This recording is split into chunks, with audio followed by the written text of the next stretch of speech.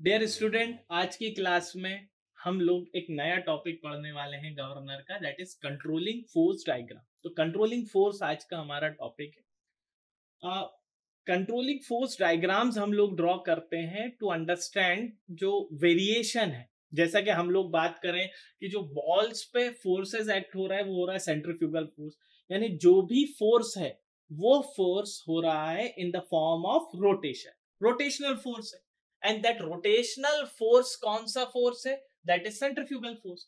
That is centrifugal controlling force मैंने बोला था, that is F C is equal to M R omega square. और यही ball के केस में कंट्रोल फोर्स पूरा का पूरा मूवमेंट से डिपेंड कर रहा है, और मूवमेंट के कारण जो फोर्स आ रहा है वो आ रहा है एम आर ओमेगा स्क्वायर, जिसको मैं क्या बोल रहा हूं? कंट्रोलिंग फोर्स बोल रहा हूं। सेंट्रीफ्यूगल की बात अपन ने की थी, बट इन दैट केस जब बॉल पे आउटवर्ड फोर्स लग रहा है R omega M R omega square, but जब पोर्टर और डेडवेट गवर्नर हम लोगों ने किया था तो हमने बोला था ना equal and opposite forces acting on that centrifugal force, तो जिसको सेंट्रीपिटल फोर्स बोलते थे। तो फॉर दैट केस जो बॉल के मूवमेंट को कंट्रोल कर रहा था एम आर ओमेगा स्क्वायर तो लगेगा, जिसको सेंट्रीफ्यूगल फोर्स बोल रहे थे, but that equal and opposite force जो कि मेरे काम का है, and that is equals to mr omega square, equal and opposite है, जिसको सेंट्रीपिटल फोर्स बोल रहे थे। And that centripetal force is controlling force. ठीक है, सो कंट्रोलिंग फोर्स तो मुझे समझ में आ गया है कि that controlling force M R omega square, जिसको मैं एफ सी से बोल रिप्रेजेंट कर देता हूं, that is equal to M R omega square. Now for that जो मास कांस्टेंट है, स्पीड आप देख ही रहो आरपीएम। सो एफ सी और इस आर के बीच में हम लोग डायग्राम ड्रॉ करते हैं, जिसको कंट्रोलिंग फोर्स डायग्राम बोलते हैं। ठीक है, कंट्रोलिंग फोर्स समझ में आया है, कंट्रोलिंग फोर्स डायग्राम हमें पता चल गया है कि जो कंट्रोलिंग फोर्स डायग्राम है that is drawn between that F C and are.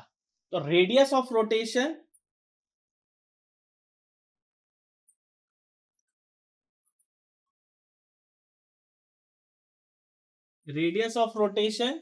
And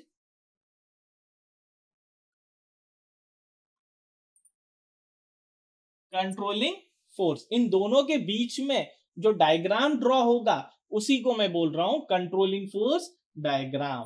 and sometimes ऐसा स्ट्रेट, कुछ कंडीशंस में स्ट्रेट रहेगा, ये हम आगे डिस्कस करेंगे, and some in case it is curve. ठीक है, now that point is A. So this type of diagram is drawn between controlling force and a radius of or rotation. So इन्हीं को Porter governor के case में and by spring and weight as in Hartnell governor, दो case हो गए। एक हो गया बॉल्स के मूवमेंट पोर्टर गवर्नर में, और स्प्रिंग और weight that is in Hartnell governor. ठीक है, so that controlling force, this one will be the controlling force, this one will be the radius of rotation। तो इन दोनों के केस में these are the conditions for the controlling force diagram।